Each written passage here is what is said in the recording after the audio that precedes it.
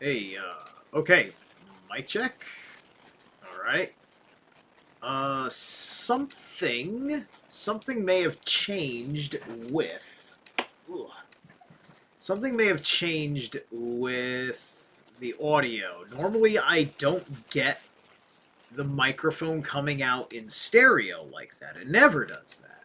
Let me make sure I sound okay on your end over there. Hang on. Oh, we're good. Microphone coming out in stereo like that. It never does that. Okay, alright. Well, that's fine. That sounds fine then. Good, good. I, rather have it that way anyway. Whoops. Am I still here?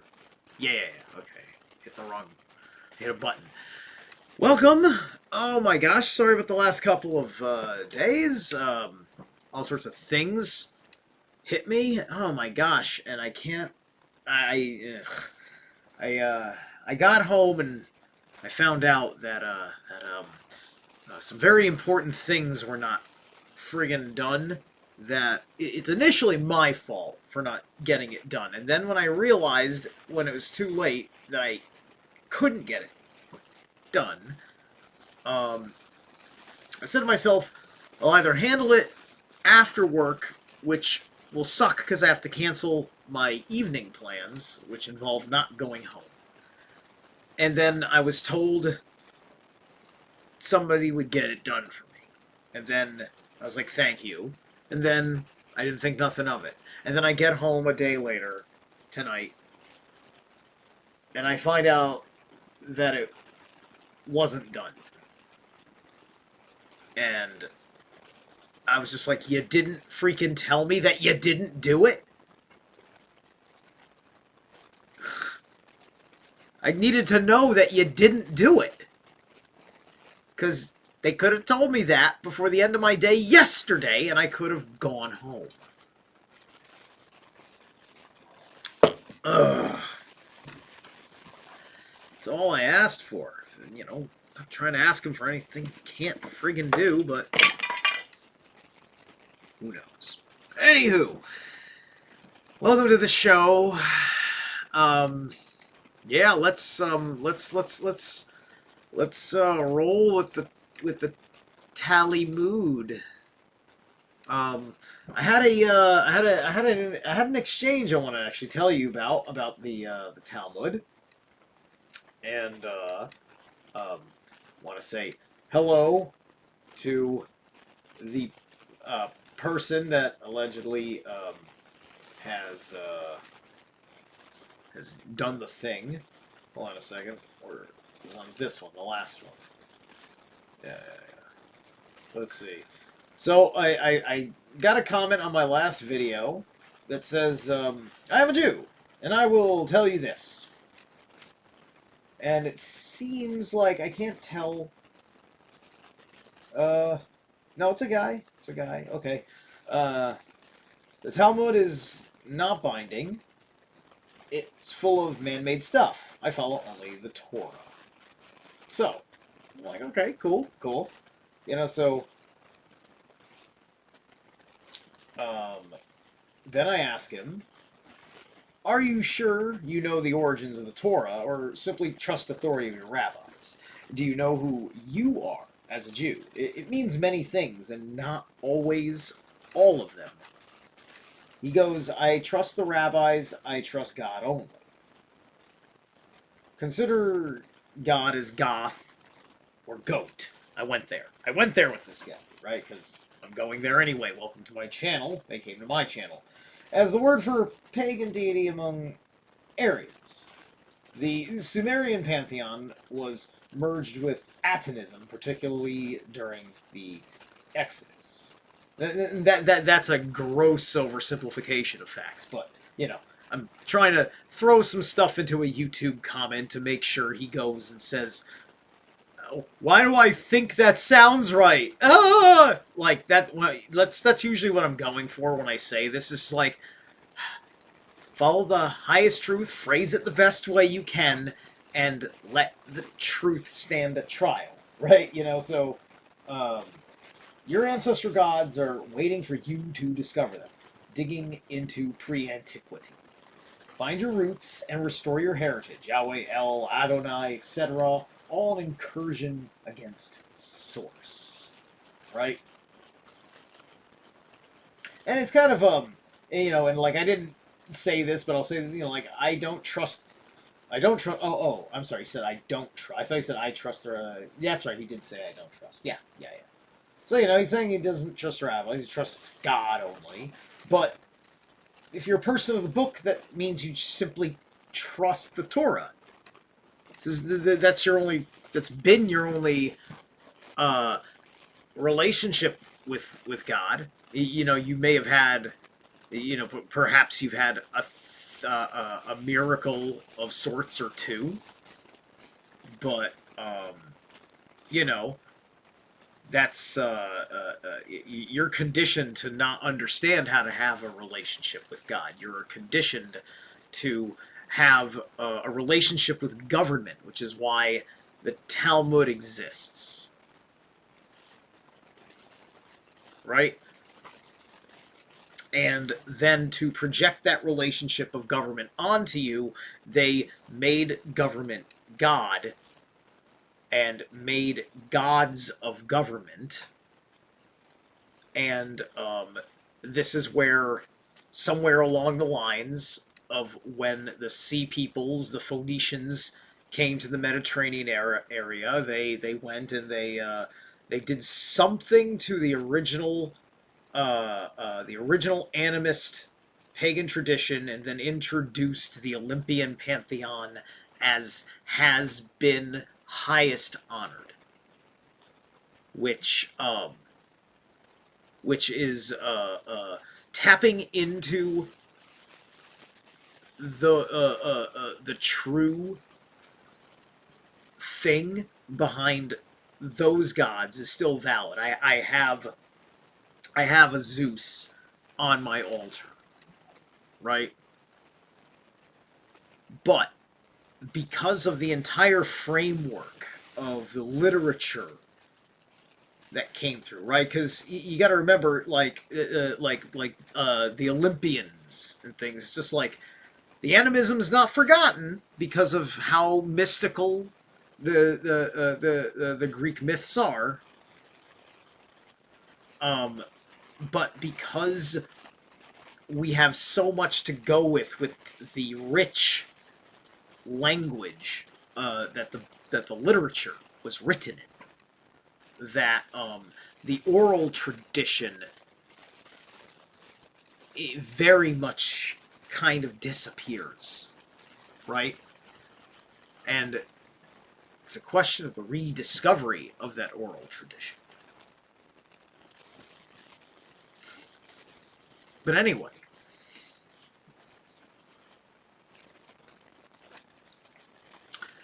let's open her up. We're sitting here at 173. I don't know if I can go 3 hours. We'll see how long I go. But we're gonna go for a thing.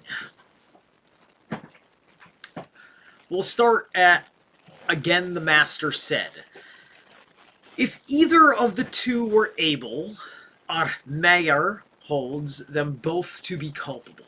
The schoolman propounded a question. Must the object carried out by them be of double the prescribed size, i.e. a prescribed size of each of them in order to make them culpable? Or does the prescribed size of for one man suffice to make them both culpable? Our Hista and our Hamnuna both answered. One of them held that one prescribed size suffices, and the other that it must be double in order to make them culpable. And it is known which of them held to the former opinion and which to the latter, said Ar-Ashi. We have also learned in a Boretha, 2 men who carried out a reed used by a weaver into the street are both culpable. Why so? Was not double the prescribed quantity necessary in order to make both culpable? Hence, we must assume that the Boretha holds one prescribed quantity to be sufficient. Said Ar-Aha, the son of Rabba Ar-Ashi, what proof do you derive from this Boretha? Perhaps it refers to a reed that was of sufficient size to cook an egg, for one and another for the other. Ar-Ashi answered, if such were the case, the Boretha would say merely a reed, not a reed used by a weaver. Said Ar-Aha, again, perhaps the Boretha refers to a reed of sufficient size to weave a napkin, each for both of them. You know, and that's a reasonable question, considering how anal retentive everything else has been. So it's, you know, you're forced to, like, live a life of being like, am I sure everything is prim and proper with my rituals? Therefore, it were better to say that from this Boretha, we can derive no support either for one opinion or the other. A certain scholar taught in the presence of Ar-Nahman, 2 men who carried out a reed used by a weaver into the street are both not culpable. Ar-Simeon, however, declares them culpable. How can this be? Is this not contrary to Ar-Simeon's usage? Reed, then, on the contrary, the scholars said they are culpable, and Ar-Simeon said they are not.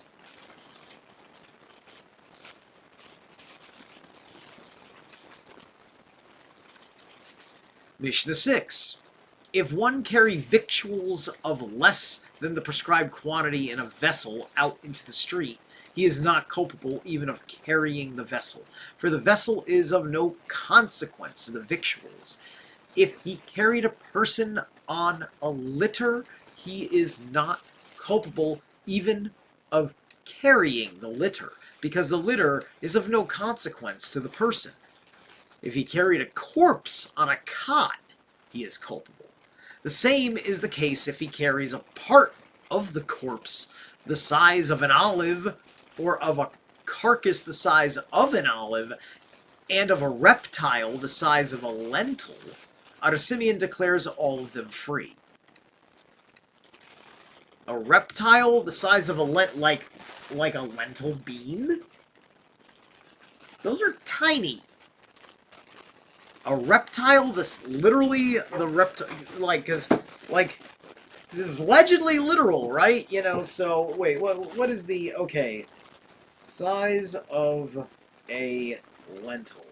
Because I think that's the idea, is that these are all small. Because he's saying an olive, right? Yeah. So yeah, lentils. That's what I'm thinking of. These little green beanie things.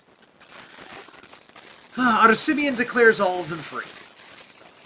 In Gemara, the rabbis taught, if a man carry out victuals of the prescribed quantity in a vessel, he is culpable of carrying the victuals, not of carrying the vessel. Because the vessel is of no consequence to the victuals, but if the victuals are such that they cannot be carried otherwise than in a vessel, he is culpable of carrying the vessel. Also, shall we assume from the teaching that if one ate 2 pieces of tallow, each the size of an olive, at different times through forgetfulness, and was not reminded of his sin between both times of eating, he is bound to bring 2 sin offerings. Right.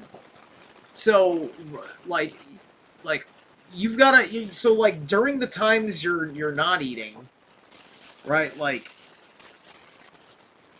all of this is just like, obviously all of this is either community time or family time, and probably the way it works as a community is like, it's family time, but you may have a friend come over, because maybe your friend is late as hell, and so he knocks on your door and says, yeah, I screwed up, I'm running late, I'm gonna miss Sabbath, and what kind of monster would you be to not let them in before Sabbath hit? Anyway. If you carried a person in a litter, and so obviously, like, to make sure that everybody's on the same page, you make sure you're all doing things and double-checking. It's just like, you know, yeah, I remember the Talmud said that, or it's just like, I don't know, let's go check the Talmud. Anyway, if you carried a person in a litter, etc., shall we assume that the Mishnah is in accordance with our Nathan and not with the rabbis of the following Doretha? If one carried out an animal or bird into the street, whether alive or slaughtered, he is liable. Our Nathan, however, says, for carrying out a slaughtered animal or bird, he is culpable, but not for one that is alive, because a live creature carries itself, said Rabha. It may be said the Mishnah is in accordance with the rabbis of the Boretha, cited as they differ with our Nathan, only concerning animals or birds which usually struggle to get loose and thus become a burden. But concerning a person who is carried and agrees to being carried and virtually carries himself, the rabbis yield to our Nathan. Said our Ada bi Abba to Rabha, how will, in your opinion, the statement in our Mishnah be made plain? Ben Bathaira permits the selling of a horse to a Gentile, and a Boretha, in addition to this, states that the reason that Ben Bathaira permits this is because the Gentile will not perform any work with the horse on a Sabbath that would involve the liability of a sin offering. For a horse is used for riding only. When a person rides a horse, the person virtually carries himself, and hence is no burden to the horse. Interesting. Okay. So, at least that's good to know that, your horse riding isn't prohibited. But anyway, and Aryonan says that Ben Bathaira and Nathan said practically the same thing. Now, if in your opinion the rabbis differ with our Nathan only in the matter of animals and birds, because when carried they struggle for freedom, but agree with him in the matter of a person, why does Aryahanan say that only Ben Bathaira and Nathan say the same thing? Did not the rabbis also admit this? Well, okay, a wild rabbit, wild animals are gonna struggle for freedom. No, that's not. There are animals that won't struggle for freedom, right? If you're trying to carry a big dog, the dog's just not going to be comfortable because there's going to be no effing way you're going to carry the big dog without it being, putting all sorts of unreasonable weight on his spine. Or something like that, from the way he's being held up. You know what I mean? So, did not the rabbis also admit this? The answer was Aryahanan said the Ben Bathaira in permitting a horse to be sold to a Gentile referred to one which was used only for carrying falcons, and there then such horses. Yeah, they are to be found in the Zadons. What are the Zadons? See, that's got the little hyphen thing. Found at the Zadons. Okay. I want to know what a Zadon is. We're looking that one up. That one's getting looked up. Okay.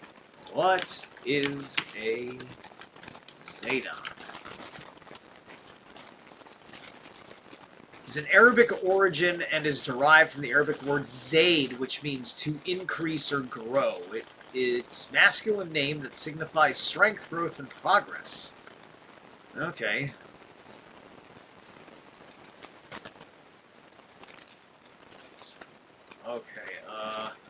Okay. What is Zadon in the Talmud?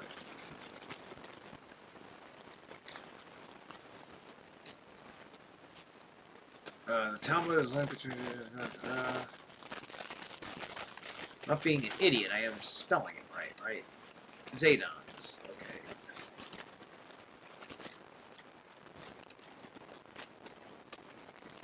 Hold on.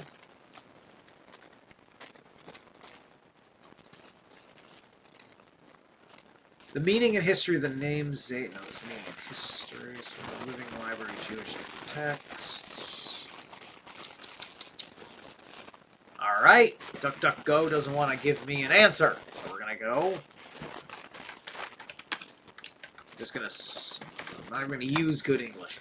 Zedon Talmud. Okay, or Zedon or Ba Zedon. Okay, based on the search result, Zedon Talmud refers to a correction of the word Vedon in older text. Interesting. Specifically found in discussions of the Babylonian Talmud, Tractate Shabbat. Let's see. Hygeon corrected the term Bazadon, which refers to a falconer. Okay, okay.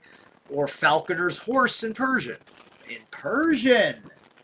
Oh. This is the hints of the Zoroastrian influences on Judaism. It's in the Rodkinson's translation. That's what we're reading. Geographical relation, Zidon or Sidon. Okay, Zidon or Sidon. Well, Zidon is the text above refers to a falconer. The Talmud also makes various references to the city of Zidon. Okay, in Phoenicia. Okay, yeah. Okay, so Zidon is probably the city of falcons. That would make sense. Okay, cool. Aryonan said, even Nathan holds a man culpable if he carries a person, animal, or bird that is bound. If he carried a corpse, etc., said Rabba Bibi Hana in the name of Aryohanan, and the same was said by Aryoseph in the name of Arsimeon B. Lachish. Arsimeon frees one, even if he carries out a corpse for burial, said Rabha. Even Arsimeon concedes that if one carry out a spade to dig a grave with, or a scroll to read from, he is culpable. Is this not self-evident? Should we then assume that according to our Simeon's opinion, even this kind of labor is not labor for its own sake? How can we find any labor for its own sake, which in the origin of our Simeon would involve the liability of a sin offering, lest one say that our Simeon does not hold a man culpable for carrying a thing unless the work done with the thing is both for the man's sake and also for the sake of the thing itself. For instance, if the spade was needed for digging and also had to be sharpened, or the scroll had to be examined and used for reading, hence he informs us that such is not the case. There was a corpse in Drakra, and Arnachman B. Atsiak permitted it to be carried out into unclaimed ground, said Aryohanan, the brother of Mar, son of Rabbina. To Arnachman B. Atsiak, according to which Tana's opinion do you act? According to Arsimeon? Did Arsimeon allow this? He only stated that the act does not involve the liability of a sin offering, but he did not permit it to start with. Arnachman answered, by the Lord, you yourself and even Yehuda would allow this to be done the same as I did. Did I say that it was to be carried into public ground? I said unclaimed ground. Do not forget that this was also for the sake of the honor due a human being, of which it is said, precious is the honor of man, and for its sake even a direct commandment of the scripture may be circumvened. Mishnah, okay, before we go to Mishnah 7, alright, we've been about the first half hour since we started at about 8:15, so we're going to take it into the first break, and today, the album of choice is Stygian Temple, in the sign of the 5 angles.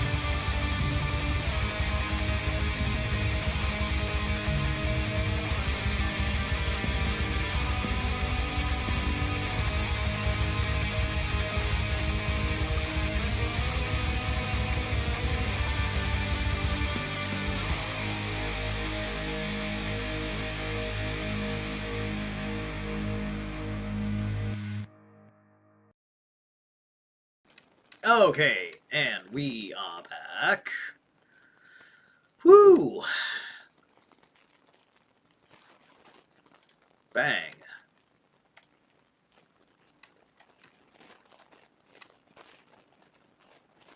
So, there was a corpse in Drakra. That should be the right place. No, I'm sorry. We already read that. We're down here, Mishnah. That's right, it was Mishnah 7. One who pares his fingernails, either by means of his nails or by means of his teeth. Also one who plucks hair from his head, beard, or lip. Also a woman who braids her hair or paints her eyebrows or parts her hair is, according to our Elazar, culpable. The sages, however, declare this to be prohibited only by rabbinical law as a precautionary measure. So this would obviously be about grooming and such, right? Clipping your nails and yeah.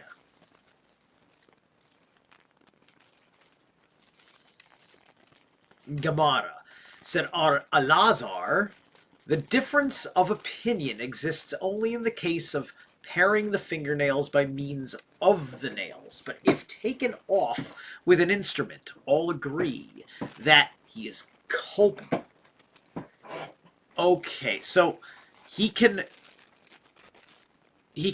trim his fingernails effectively as long as he's using his fingernails to trim them. Because the point is, you can't have like an object for trimming in your hand, right? Is this not self-evident? It is not plainly written in the Mishnah, if he pares his fingernails only by means of the others.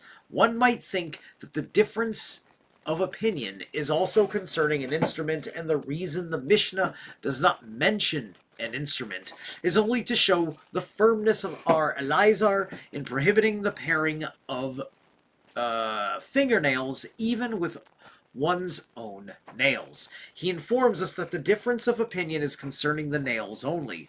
Our Elazar said furthermore, the difference of opinion is only concerning a man's paring his own fingernails, but if he pared another's, all agree that he is not culpable. But wouldn't he have to use tools for another? Is he going to use his nails on another man's nails?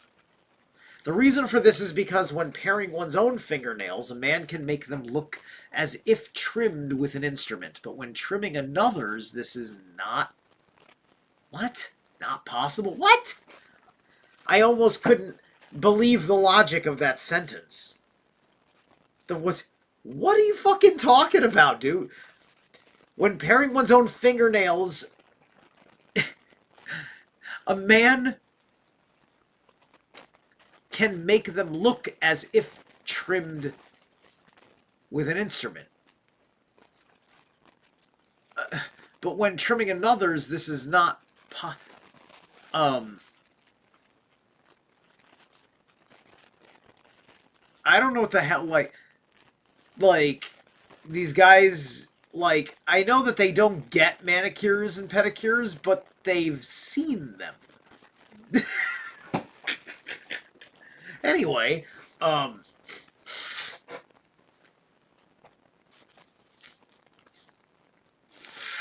excuse me. Others is not possible.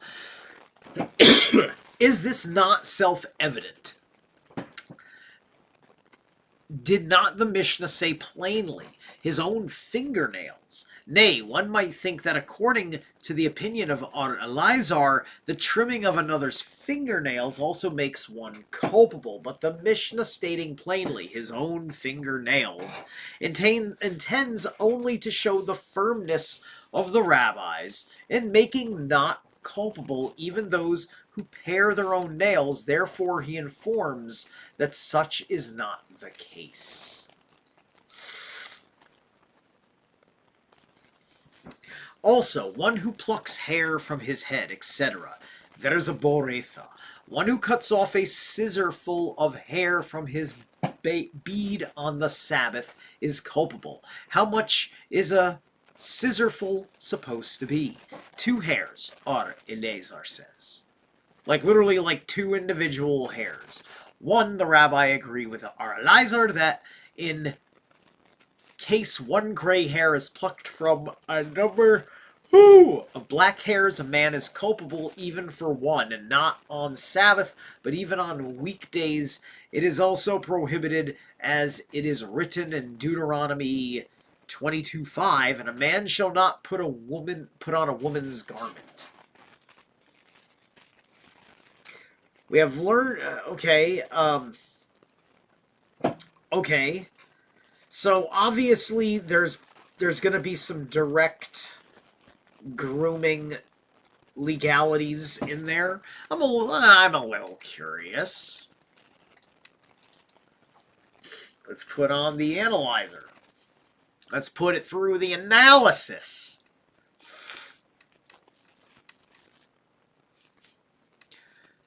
All right. Deuteronomy 22. What was it, 5? It's probably not even 5 because the pages are off a bit. All right. A master's apparel shall neither come to be on a woman's, nor shall a master put on a woman's raiments, for anyone doing these things is an abhorrence to Yahweh your Elohim. Now, we all know that this is one of the verses that is held very dearly to the Christian Reich and their anti-trans movement. Now, things in alignment. The deep spiritual psychological happening with the person who is compelled by identity to say that I must wear this because I see myself as this. Right?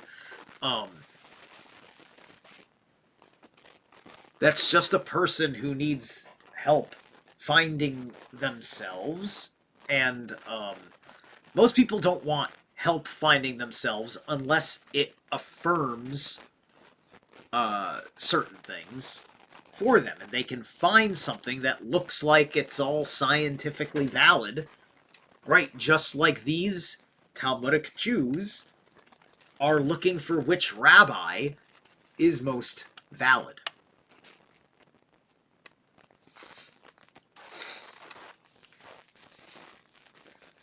Let me see here. Let me see how this starts. Let me look at the first verse. You should not see your brother's bull or have his flock. If your brother is not, and then you shall not do with his donkey. You shall not see your brother's donkey or his bull or any domestic beast on the road, or obscure yourself from them. A master's apparel in case the bird's nest. Just your mother. There's a lot of family stuff going on in here. So this gets right into the ideas of like when the kid has that strange relationship with the parents, and then the kid starts cross-dressing. I remember some autobiographical film about like Little Richard. I think it was Little Richard. Because he was a cross-dresser, in his childhood. And so when this film came out, he was alive, I think, still when the movie came out. Or he had recently passed away, but either way, I think this history was out, and it wasn't, like, smearing, because it was part of his, like, story. It's part of his liberation. Because, there's going through this liberation thing, right? Like, there's a lot of Jews that were on the opposite side of this idea. And then remember, there's that one passage in the Jewish War that, at least one, I think there was only really one, but your imagination kind of draws all together, because I think he wasn't saying he was the only one in the first place, but pointing one example out of a guy cross-dressing and confusing people in his manners and approach before violently fucking, like, gutting them with a knife or something like that, right? Like, Like, we have seen how certain fucking jazz handsy queens that are vicious queens fucking, you know, will fuck a guy up or a girl. Holy shit. You know, when you get a guy fighting like the way women fucking strike each other, holy fucking shit. That's a lot of fucking damage, man. That's a lot of fucking damage. It's ma'am! That's a lot of fucking damage. Right? So, anyway, there's no love, there's no solution. There's only the harshness of a thing, right? Because, like, it's telling you what ought not to be. I'd be terrified to know how they reconcile when it is. Because for them, the idea is that it should not be. Am I up to live here? Okay, good. Of a thing. Oops, sorry, there we go.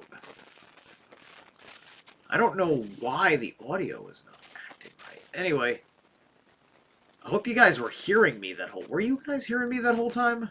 Now I have to be sure. I'm sorry, give me a minute. I'm going to pull this back a hair. Then... Where's the audio? The harshness, right? Harshness, right? Yeah, that's... Yeah, okay. Hope you guys were hearing me that whole... Were you? Alright, there we go. We're good. Sorry about that. Okay, back to the book.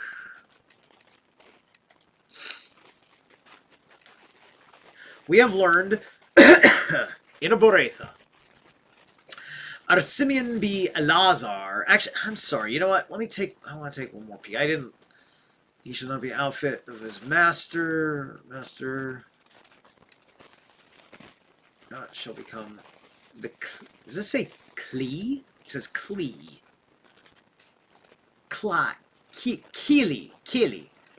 Something prepared, i.e. any apparatus is an implement, a utensil, a dress, a vessel.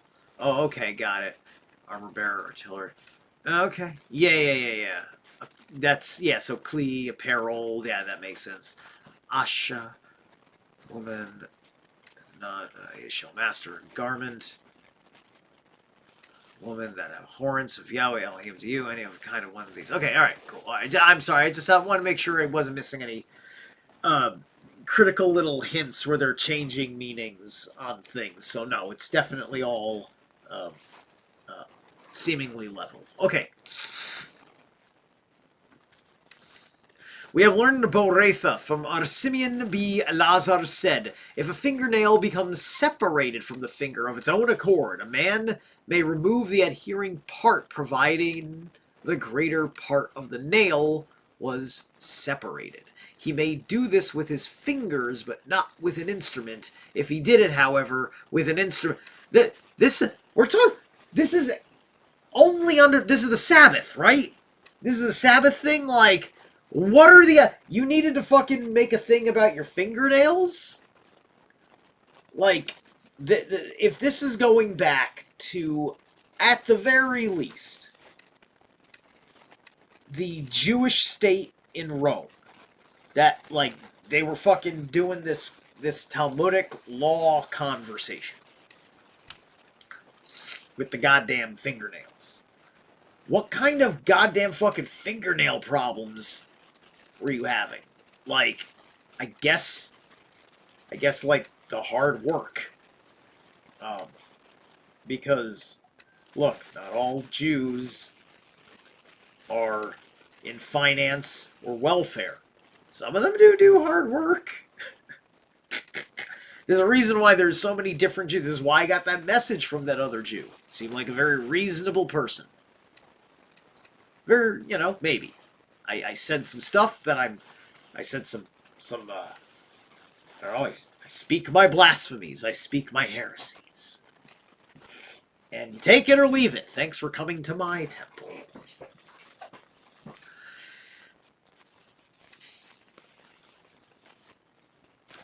So, separate from his own accord, so with his fingernails, he is not liable for the sin. The smaller part only was separated. He may not remove it, right? So, his finger is not called With his fingers he's not culpable, but with an instrument he is, said Ar Yehuda.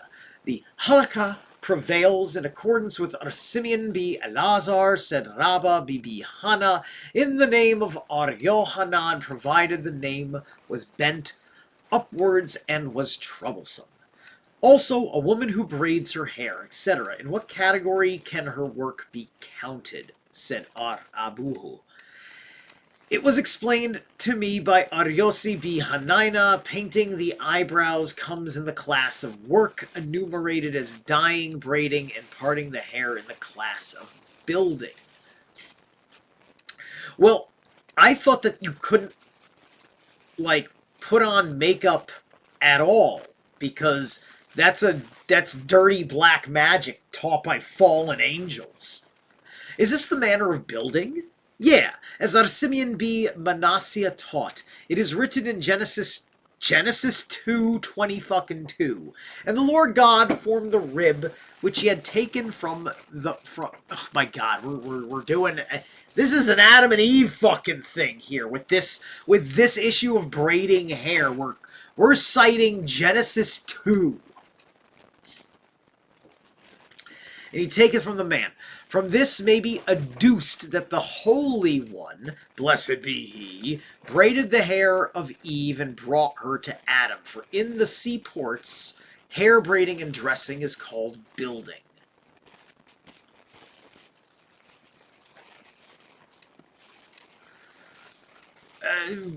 Okay, so he's making the adduction that God had worked on Adam to make Eve, which involved hair braiding as part of grooming her for final product to Adam.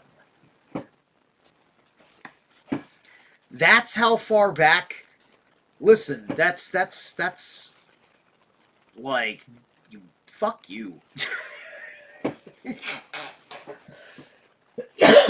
Goddamn, man. This is why you have to reject. This is why you have to reject the Bible. You have to. You have to reject it as a citation of as a source. You wanna reference it because it's what everybody knows. Only do so to replace it with its superiors. That's what I say. You know, I probably could raise my mics a hair. I'm going to raise my mics a hair. You can turn your volume down if I've blasted it on you. Okay. We have learned in a Boretha, Ar Simeon b Elazar said, braiding the hair, painting the eyebrows, and parting the hair, if done for herself, does not make her culpable, because it cannot be properly termed building. But if done for another, it does. Furthermore, Ar Simeon b Elazar said in the name of Ar Elazar, a woman shall not put red dye on her face, because that constitutes painting. Just red? So if I put blue dye, if she puts blue dye on her face, is that not painting? Why red? Why not just dye? Do not put dye of any color, not of your complexion, or just not at all. But seriously, just red?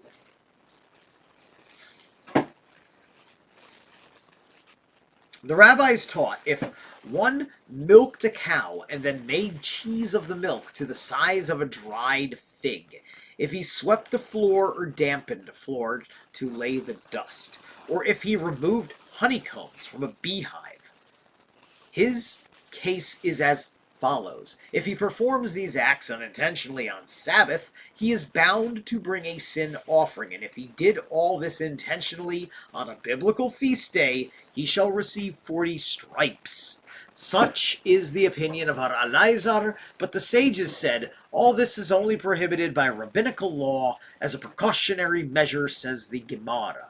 Now the ordinance having prevailed according to the opinion of Ar Simeon, all these acts are not prohibited at all. Okay. Good. We will take a pause here, and we'll go to Mishnah 8 after this next break. I think this is... Yeah, I think this is like a short one. Yeah, this one is like 3.5 minutes. This is the Great Cosmic Void. It says tribute to the true old mayhem. So this is apparently this may be a mayhem cover in the middle. This is like the middle of the album. This is like track 4. We're like smack dab in the middle of the album.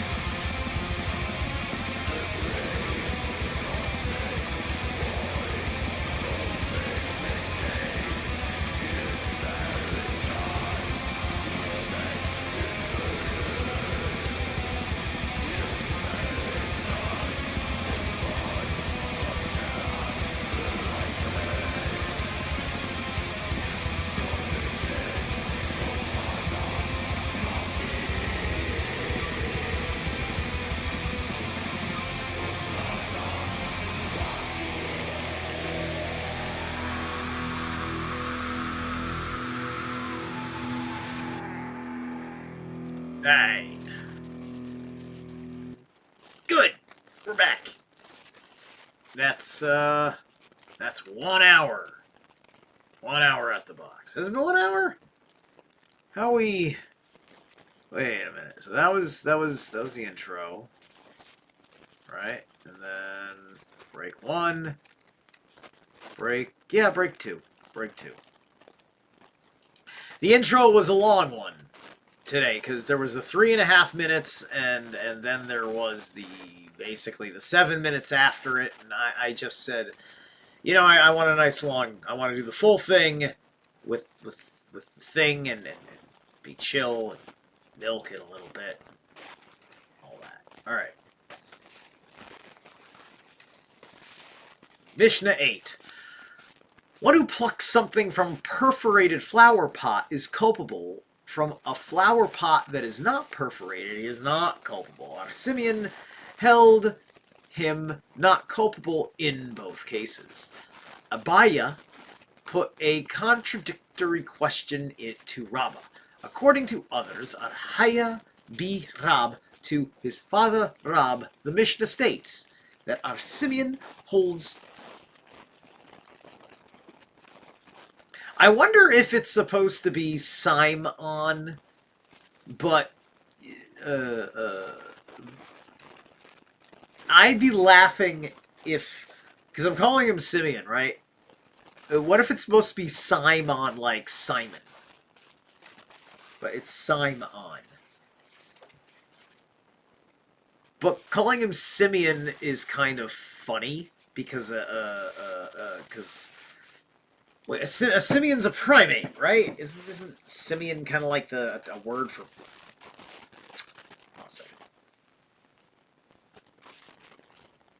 Yeah, primate or higher primates. Huh, that's funny. So, all right. So this great ape, I'm kidding. All right.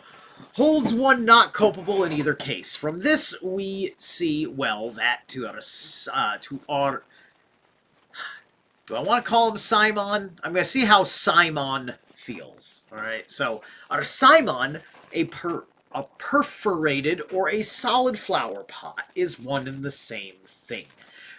We have learned in another Boretha,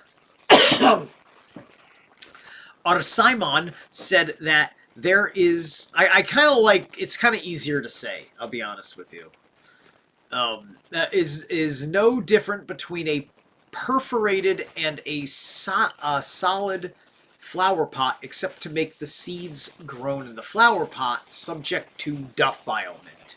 I.e., in a solid flower pot, the seeds are not accounted as seeds. Okay.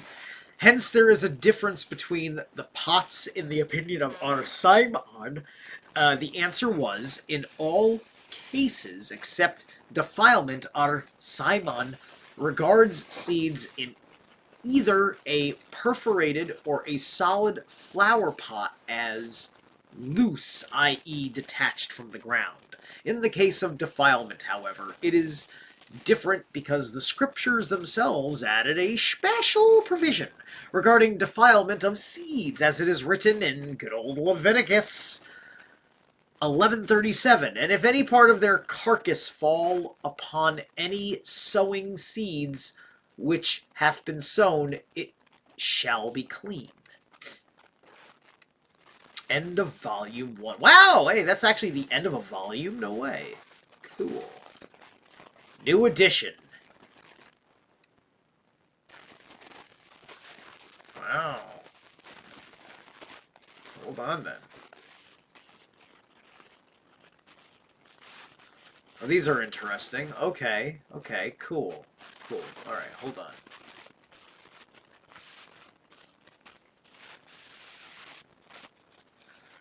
You know something?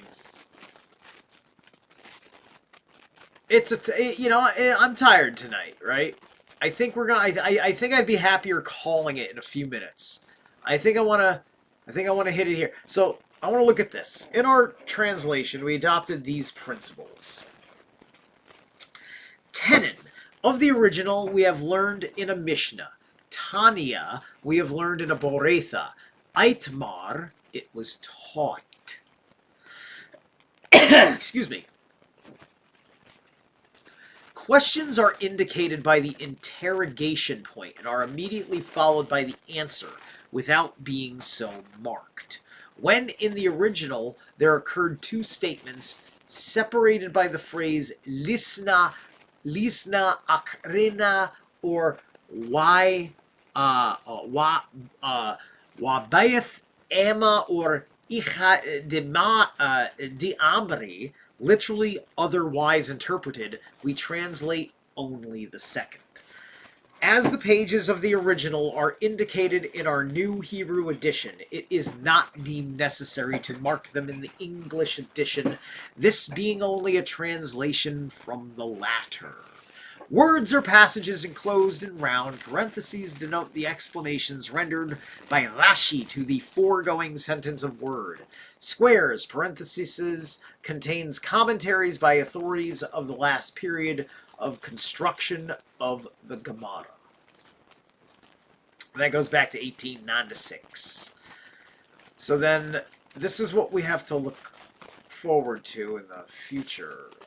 Regulation concerning throwing from one ground. Synopsis of subject of volume 2. Okay, regulations concerning building, plowing, concerning weaving, tearing, catching of reptiles, animals, birds. Regulations concerning tying and untying of knots.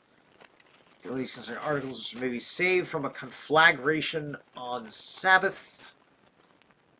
Concerning handling of utensils and furniture on the Sabbath. Okay.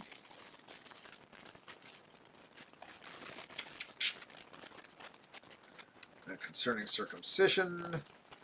So is this making the is this no? It's just a volume 2. All right. Then here it is presented as chapter 12. Chapter 12 being short as hell. Ha! All right. All right. Very good. Okay, so we're gonna call it here then. We're gonna call it here tonight. Gonna, you know, and maybe tomorrow night, maybe Sunday, will be the next reading. I don't have anything intense lined up. I want to encourage everybody go. Check out Stein Fox channel for the Greyhorn Pagans podcast. Tomorrow, noon Eastern Standard Time, I will be live with Greyhorn Pagans to do my weekly tarot and rune readings. That's where I give my presentation demonstration of psychic ability, and I just also have kind of like a general kind of like chit chat. To warm things up and fill a little bit of time if it's slow. You know, it's kind of like doing what I do in a drive stream, except there's another person that I'm responding to. Okay. Anyway, you guys have a great night.